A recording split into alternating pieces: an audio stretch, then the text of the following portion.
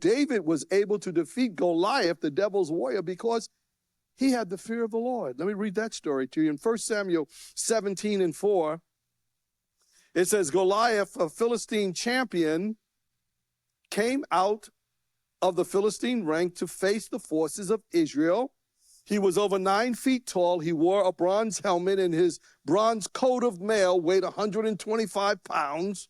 He also wore bronze leg armor, and he carried a bronze javelin on his shoulder. And the staff of the spear was so heavy and thick, it was like a weaver's beam tipped with iron that weighed 15 pounds.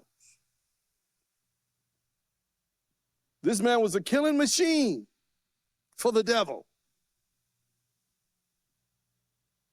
But David told him about his honor for God and that he had dishonored God. In 1 Samuel 17:45, this is what David said, you have come to me with sword and spear and javelin, but I've come to you in the name of the Lord of hosts, the Lord of heaven's armies, the God of the armies of Israel, whom you have defied today. And then he says in verse 46, today the Lord will conquer you, and I will kill you and cut off your head. Because this young man, he possessed the fear of the Lord. Verse 49, reaching into his shepherd's bag and taking out a stone, he hurled it in his sling and hit the Philistine in the forehead.